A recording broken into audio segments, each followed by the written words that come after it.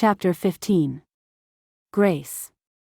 I felt lighter leaving the clinic. My baby is fine, and I had nothing to worry about. It's nice to tell someone who my baby's father is. And not just any person, but a doctor bound by confidentiality. I have been bottling it up for so long that sometimes it keeps me awake at night. I don't think Ida would talk to others about my secret anyway, even to her alpha.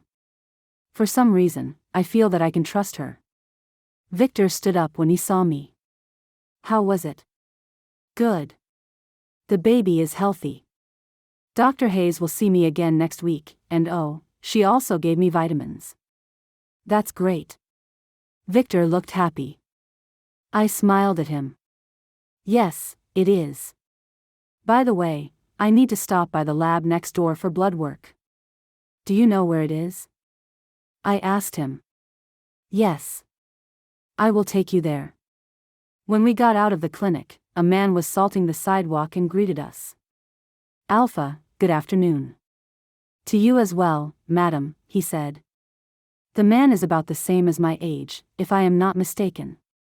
Good afternoon, I greeted him back while Victor just nodded at him. We continued walking and found the lab 2 doors down.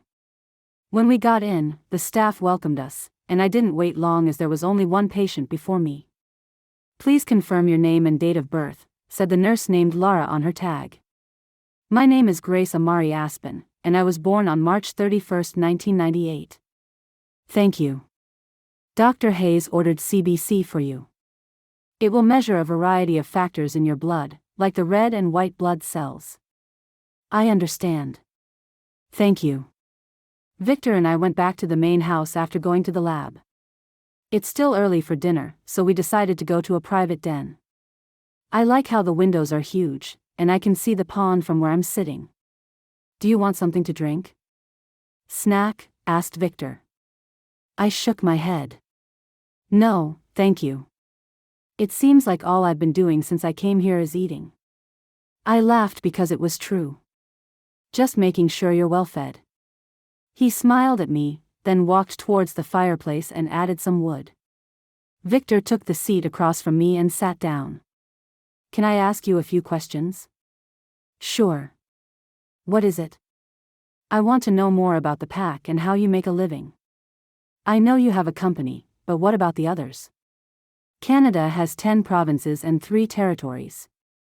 We are in Ontario Province, and the 3 territories are Nunavut, Yukon, and Northwest Territories. There is a pack for every province or territory, so there are 13 in total. Unfortunately, the Silver Crest pack in British Columbia was slaughtered more than 20 years ago. And the Moon Valley pack in New Brunswick lost their alpha, so they joined High Crown in Montreal, Quebec. There are only 11 packs now in the country. As for jobs, we're pretty much like the ordinary people you see every day. We go to the office from 9 to 5, sometimes longer hours depending on the job. We do stocks and other investments as well. High Crown is the closest to us, is that correct? Yes. The High Crown pack works a little differently than us. Alpha Ulrich is very private, and an invitation is needed to set foot in their territory. Alistair, his father and the previous Alpha, runs a tight ship. Ulrich. Hearing his name makes me miss him more these days. Have you been there? I asked Victor. A couple of times during celebrations. Why? You seemed curious about High Crown. That's because the father of my child is the High Crown's alpha. I wanted to say to him, but I couldn't. Just curious. High Crown seems like royalty, and I've heard good things about Montreal.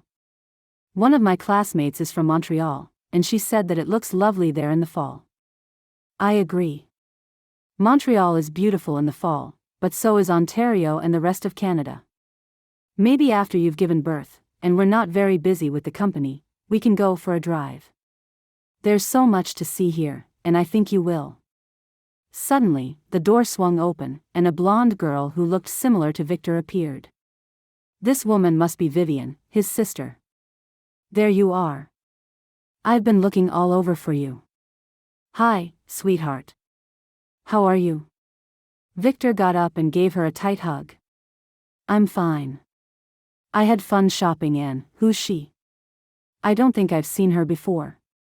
She was staring at me, so I got up and introduced myself. Good afternoon, I'm Grace. I'm his new assistant. You're a human, and you're pregnant. She looked confused.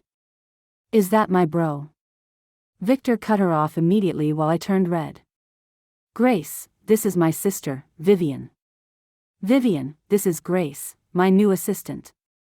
And no, I am not the father of her child. Vivian looked relieved. Phew. I thought my brother got himself a human for a mate. Anyway, which cottage are you staying at? She's staying here in the main house, said Victor. Vivian didn't look too happy to hear that, and she didn't hide it. I don't think she likes me very much. What? Why? She's not, Victor cut her off again. Excuse us, Grace. Would you mind going up to your bedroom while I talk to my sister? He asked. No worries, I replied to him. Thank you. I walked towards the door, and when I turned the knob, I made the mistake of glancing at her. It looked like I made a friend and an enemy in one day, Ida and Vivian, respectively. Before deciding to move here, I was concerned that the pack might not take my presence lightly, but I did not expect Victor's family member to be like this.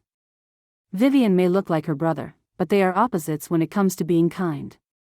I wonder if their parents are still alive and if they live close. Victor never mentioned them. If they are in any way like Vivian, I don't think I will be able to stay here for long. But I have nowhere else to go either, so what's a girl got to do? Suck it up. Don't miss the next chapters of the Unwanted Luna. Like and subscribe to our channel now.